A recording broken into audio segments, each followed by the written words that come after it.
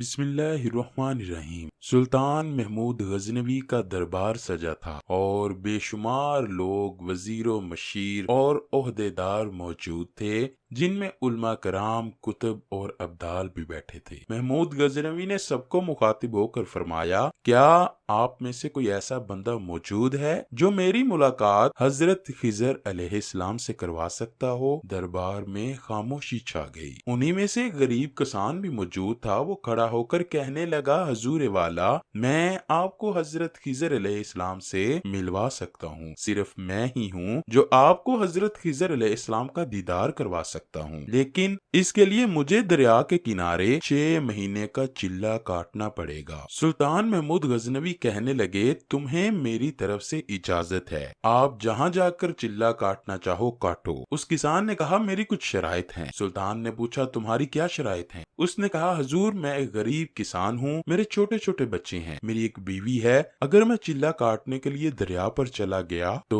میری فیملی کو کھانے پینے کے لیے کون دے گا؟ سلطان محمود غزنوی نے کہا کہ میں تمہارے گھر والوں کے کھانے پینے کے لیے ہر مہینے کچھ رقم اور ضروریات زندگی کا سامان بھیجا کروں گا، تم دریا پر جا کر اپنا کام شروع کرو۔ اس نے سلطان سے اجازت طلب کی اور دریا کے کنارے جا کر چلہ کاٹنے کے لیے بیٹھ گیا۔ جب 6 مہینے ہوئے تو سلطان نے اس کسان کو بلا کر کہا کہ آپ نے مجھ سے وعدہ کیا تھا کہ میں 6 مہینے چلہ کاٹنے کے بعد آپ کی حضرت خضر علیہ السلام سے ملاقات کرواؤں گا۔ اب تمہیں 6 مہینے سے کچھ عرصہ زیادہ ہو چکا ہے، لیکن تم اپنے وعدے کے مطابق اپنا کام کرنے میں ناکام ثابت ہوئے ہو۔ کسان نے جواب دیا، حضور، چلے کے درمیان مجھ سے کچھ پڑھائی اور کچھ وظائف الٹے سیدھے پڑے گئے ہیں۔ میں آپ سے وعدہ کرتا ہوں کہ مجھے 6 مہینے کا اور وقت دیا جائے تو میں اپنے وعدے پر پورا اتروں گا۔ سلطان محمود غزنوی نے اس کو 6 مہینے کا وقت دیا۔ وہ دوبارہ اسی دریا کے کنارے چلہ کاٹنے کے لیے بیٹھ گیا۔ وہ غریب کسان پھر اپنے کام میں جا کر مصروف ہوا۔ اس کسان نے اسی طرح پھر 6 مہینے گزار دیے۔ آخرکار پھر وقت پورا ہوا اور وہ کامیاب نہ ہو سکا۔ سلطان نے کسان کو دربار میں بلا کر کہا کہ اب بتاؤ تمہاری کیا سزا ہونی چاہیے؟ تم نے اپنا اور ہمارا وقت برباد کیا۔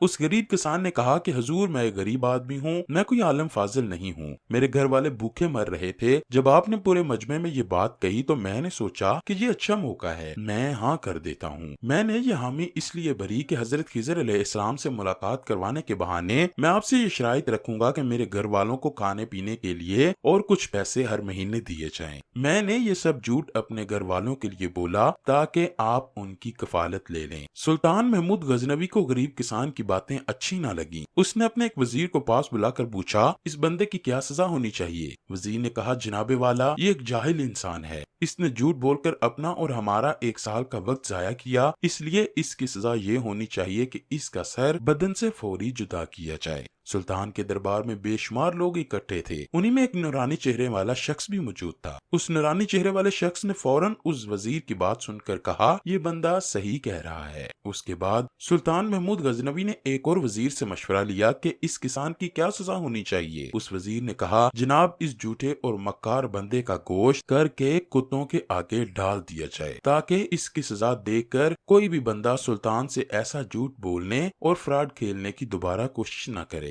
اس وزیر کی باتیں سن کر نورانی چہرے والے بزرگ نے کہا، جناب، یہ وزیر بھی درست فرما رہا ہے۔ اس کے بعد سلطان محمود غزنوی نے اپنے سب سے قریبی غلام ایاز کو کہا کہ ایاز، آپ بتاؤ کہ اس دھوکے باز کسان کو کیا سزا دی جائے؟ ایاز نے کہا، بادشاہ سلامت، یہ غریب آدمی ہے، اس بہانے سے اس کے گھر کا چولہا جلتا رہا ہے، اس کے گھر میں بھی خرچہ جاتا رہا، اس خرچے کے جانے سے حضور کے خزانے میں کوئی فرق نہیں پڑا، محل کے خزانے میں کوئی کمی نہ آئی ہے۔ حضور، میری تو یہی رائے ہے کہ آپ اس مزدور کو معاف کر دیں۔ اگر اس غریب کسان کو موت کی سزا دے دی گئی تو اس کے مرنے کے بعد اس کے خاندان کا کیا ہوگا؟ اس کے مرنے کے بعد وہ تو بھوک اور پیاس سے ہی مر جائیں گے۔ ایاز کی بات سن کر پورے مجمع میں خاموشی چھا گئی۔ اس پر بھی اس نورانی چہرے والے بزرگ نے کہا، ایاز سچ بات کہہ رہا ہے۔ اس پر بادشاہ سلامت سلطان محمود غزنوی نے اس نورانی چہرے والے کی طرف دیکھا اور کہنے لگا، اے بزرگ، آپ کون ہیں؟ آپ نے پہلے اور دوسرے وزیر کے مشورے پر بھی یہی بات کہی جو ایاز کے مشورے پر کہہ رہے ہیں، اس میں کیا راز ہے؟ اس بزرگ نے بادشاہ کو کہا، جناب، آپ نے پہلے وزیر سے اس کسان کی سزا دینے کی تجویز پوچھی تو اس نے کہا کہ اس کا گلا کاٹ دیا جائے،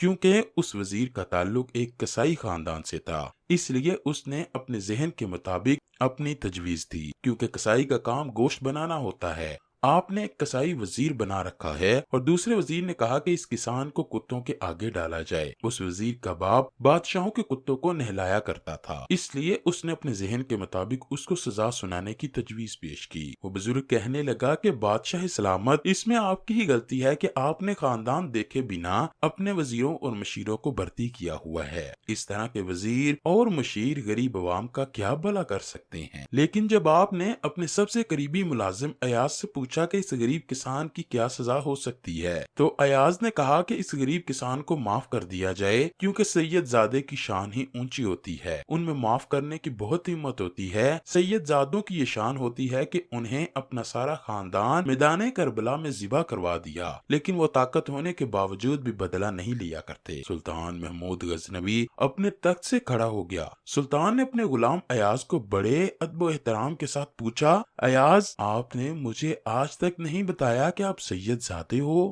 अयाज ने सुल्तान महमूद गजनवी को कहा, हजूर, आज तक मैंने ना किसी को ये बात बताई कि मैं सैयदजादा हूँ और ना ही किसी को पता था कि मैं सैयद खानदान से ताल्लुक रखता हूँ। आज इस नूरानी चेहरे वाले बुजुर्ग ने मेरा राज फाश कर दिया। मैं भी अब एक राज का पर्दा उठाने वाला हूँ। सुल्तान ने बड़े अदब एहतराम से कहा, आप कौन सा राज बताने वाले हैं? अयाज ने कहा कि हुजूर, ये जो नूरानी चेहरे वाले बुजुर्ग हमारे सबके सामने बैठे थे, ये कोई आम शख्स नहीं है, बल्कि ये वही हैं जिनकी आपको तलाश थी, यानी यही हजरत खिज़र अलैहिस्सलाम हैं।